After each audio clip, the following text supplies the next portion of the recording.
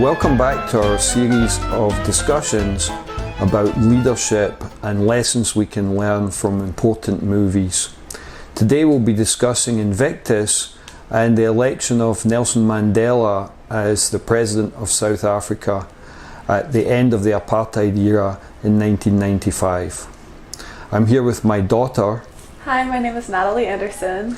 And Natalie will be asking me some questions about Nelson Mandela's leadership style and the important lessons that we can learn from the story of the transition of power to a government elected by all the people of South Africa.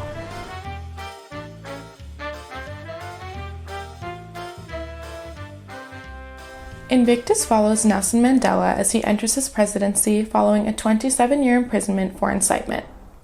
In an effort to unite a country of severe racial divide, Mandela makes the controversial decision to support the Springbok, a predominantly white rugby team.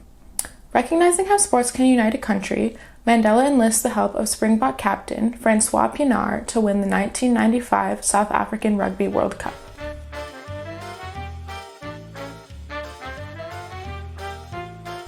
My first question is, how does Mandela's understanding of the human condition help him be a good leader?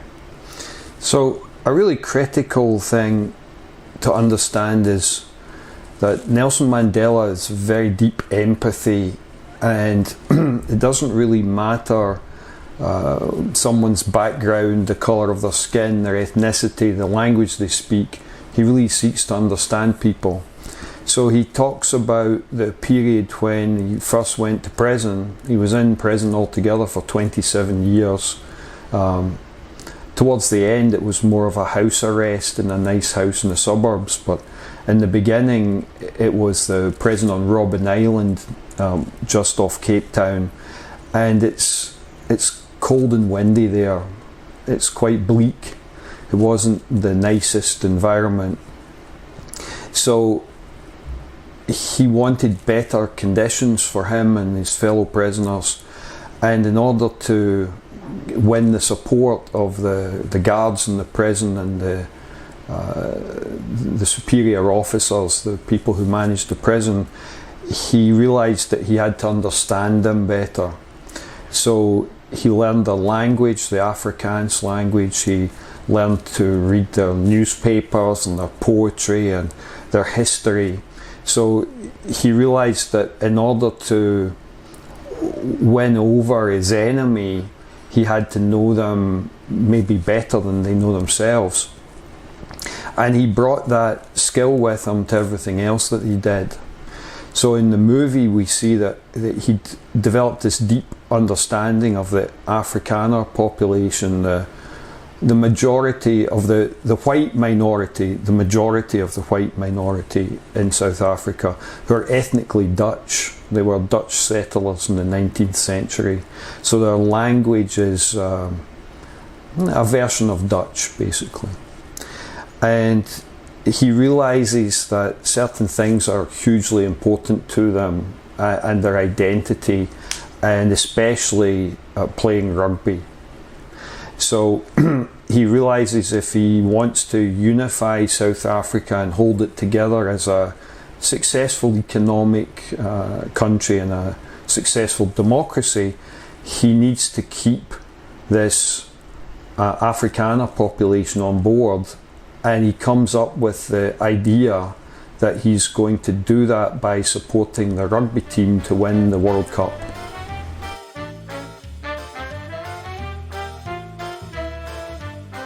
What advice would you give to a leader as they are making an unpopular or controversial decision, as Mandela did in reinstating the Springbok? So what's happening there is the Sports Council, which is, some part of the government or a little bit independent, but the sports minister is part of the Sports Council. In this transition to majority rule in South Africa, they were renaming all of the sports teams, the soccer team, the cricket team, whatever other sports they might be playing, as the Proteas. The Proteas is the national flower of South Africa. It's a type of thistle And they're really quite big. You see them in shops. They're quite expensive to buy if you just want one for your house. And the Sports Council voted to change the name of the Springboks to the Proteas. And Mandela felt that was a mistake because it wouldn't keep the white population on board. So he had to essentially use his authority and command the loyalty of the people on the Sports Council, their loyalty to him as Nelson Mandela, the leader of the ANC party and now the president of the country. And he uses this technique of a confidence vote, an all-in bet. And he's basically saying to them, look, this is my opinion and I need you to support it, or I'm not your leader. And if they'd voted against him, it would really have undermined his presidency. So it was a high-risk strategy. On the other hand, he must have felt it was very important. Now, for a lot of other leaders, we've seen leaders like David Cameron make confidence vote type all-in bets as the Prime Minister of the United Kingdom. He did it with the Scottish independence referendum and he won that bet. Then he did it again with Brexit and he lost the bet. Britain left the European Union. So it's a very risky strategy and it ended David Cameron's political career. But we have to look at Mandela as a guy who survived the death penalty, that when he was put on trial, he was found guilty of an offence for which they had the death penalty, but the judge decided to commute the sentence because it was such a big international political thing. So he survived dying. He then spent 27 years in jail, and quite possibly Mandela felt that I've already sacrificed so much, I can't afford to not take all the risk. Mm-hmm. So he does that. So it's very risky. So the first thing is, some of what Mandela does, other leaders really need to appreciate how risky it was. But in his circumstance, he really feels that his job is to remake South Africa. And he has this vision of the rainbow nation where people from different ethnic backgrounds and different skin colours and so on, they all live harmoniously in a democracy that performs well economically. So that's his dream, and he's spent his whole life working on that. So he's prepared to take risks that other leaders aren't prepared to take. So perhaps you don't copy everything he does, but the critical thing to realise is that what Mandela's doing as the leader of the nation is he's working on the culture and the identity of the country. And he's leading this notion of it's not whites against blacks, it's not Zulus against the Xhosa, it's not the Afrikaners against the English, or many of the other ethnic divides that existed in South Africa. Because it's a very ethnically diverse country. There are two main black tribes, the Zulus and the Xhosa, and 7 or 8 other ones. Then there's the mixed race people that they called coloured, the Indians, and the white people are at least 3 ethnicities: the Afrikaners, the ethnically Dutch, the English, the Germans, and then the rest that includes some Italians, Portuguese, etc. So it's this very diverse country, and these different ethnic groups, they didn't get along with each other. It wasn't just a simple white versus black type of problem, it was a much more complex problem. So Mandela wants to create this new image of South Africa, the rainbow nation, this umbrella term, and he wants them all to feel part of that new South Africa. And he focuses all his effort on that. So we see the maid from Pinar's family home asking Pinar to talk to Madiba about the buses because the bus service is very bad. And that's the truth, absolutely the truth, that the bus service was very bad and continues to be a day-to-day challenge for South Africans. But Mandela knew that fixing the bus service was a job for the Minister of Transport. Right? He delegated that. So Mandela realised, delegate everything else. His job was to remake the identity and the self-image of the country, and to get everyone believing that they're South African first, and either a Xhosa, a Zulu, an Afrikaner, an English or whatever as a secondary thing. And that's a really important leadership lesson.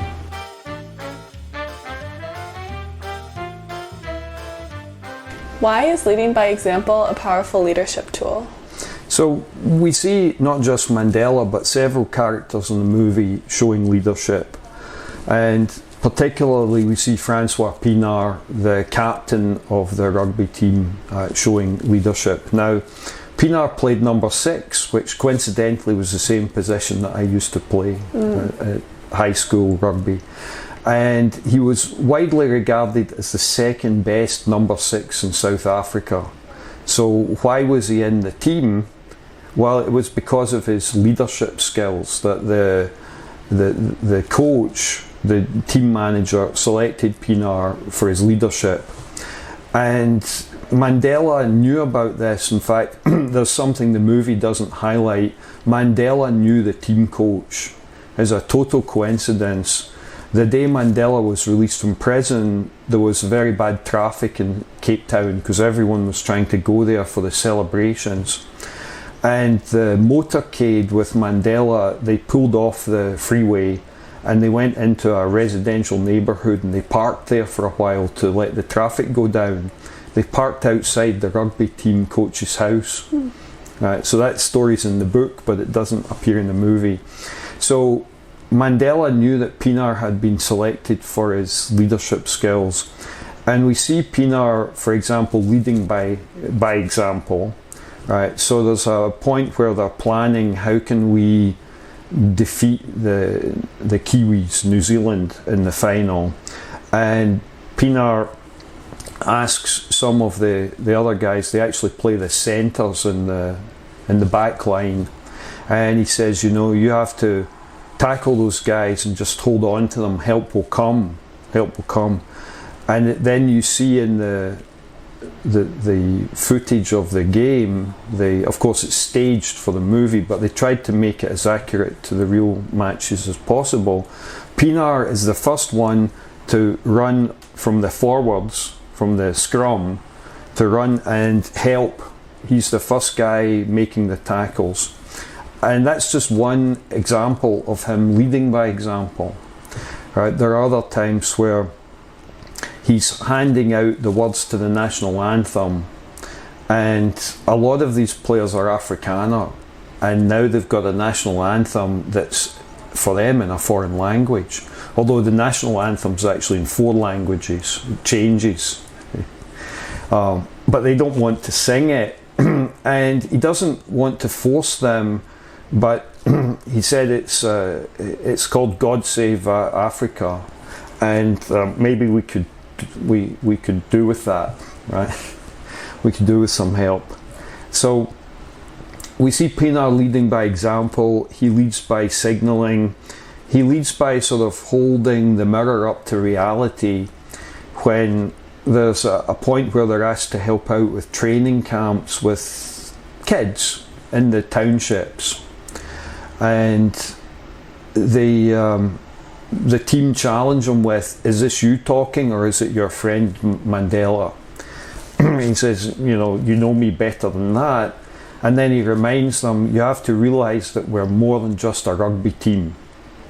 That the role that they're playing in South Africa in 1995 is more than just about sport. And Pienaar recognises that, and he steps up, he takes responsibility for it, he shows some ownership of the problem, and he becomes more than just the voice of Mandela for the team, but he gets what Mandela's trying to do. He realises the value of it for his country, for his family, his friends, the society they live in, and he wants to do his part of it. So we really see some good leadership in the movie from Pinar. And apparently the coach was also a really good leader, but the script doesn't emphasize it. Anyone who wants to read the book by John Carling, it's a very well written book that the script was based on. There's more about the coach in the book.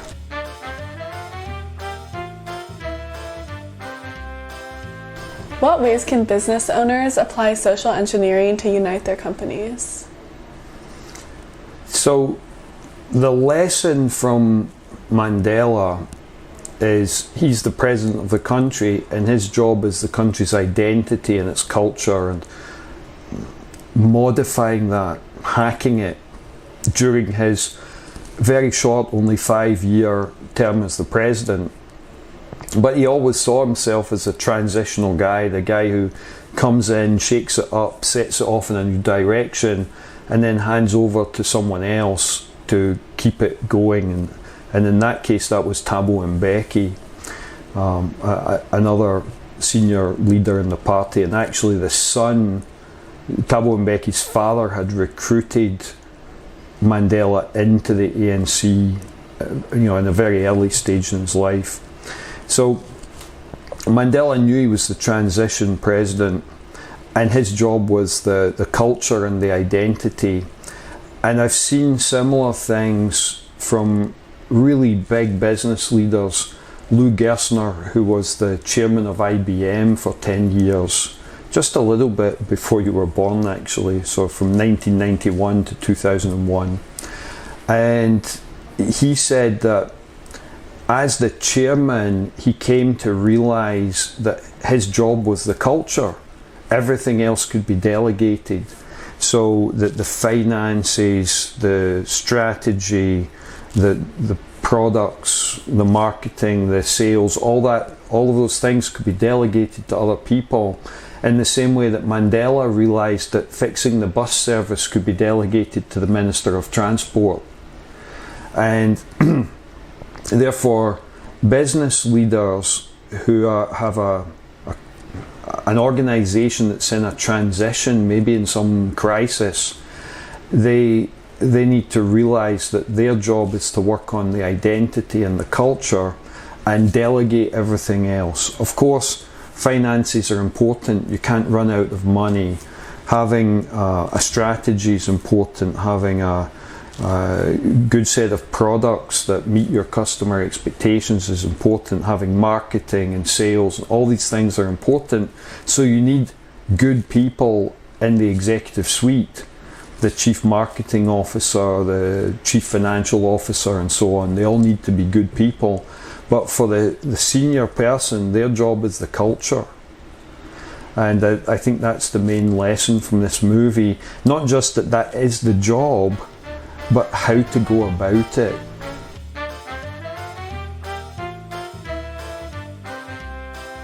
My final question is, why do you teach this film in your leadership classes? So we have a number of models for understanding leadership. We have the leadership maturity model, and then we have ways of analysing leadership to understand its effectiveness and whether it was good or bad. So you can lead by direction, or you can lead by example, or inspiration, or signalling, insight. And really we see all the elements of the models we use for understanding leadership appear in this movie. So there's a point where Mandela calls Pinar to the presidential palace to have tea. And the issue is that Mandela knows Pinar's been selected because of his leadership capabilities. And now Mandela wants to know how good of a leader is Pinar. So they're taking tea, and Mandela asks Pinar, what's your approach to leadership? And Pinar replies, by example, always by example. So he'll never ask his players to do something that he wouldn't do himself, and he's happy to show them first. And Mandela sipping his tea and nodding sagely. And he says, yes, that's good, of course, you must always lead by example, but sometimes it's not enough. Sometimes you need to inspire people to a level of achievement they don't know they're capable of. So Pinar leaves and his wife's picking him up in the car, and she's like, so what was he like? And he's like, why, it's like no one I've ever met. And she said, but what did he want? He said, well, I think he wants us to win the World Cup. So what's happening there is Mandela is basically taking Pinar under his wing, and he's going to do his little bit to develop Pinar as a better leader than he already is, and to inspire him. So we see Mandela handwrites the poem Invictus on the presidential letterhead paper and has it delivered to Pinar's hotel room. Well, you could go anywhere in the world, someone who's competing in a sports team for their country, if they got a handwritten letter from the president or the king or the queen or the head of state, that of course is going to be very inspiring. So we love this movie because it illustrates the different leadership models we use in the training, and it helps me to teach the breadth and depth of leadership. If you're interested in learning more about our leadership and management classes, please visit djaa.com for more information.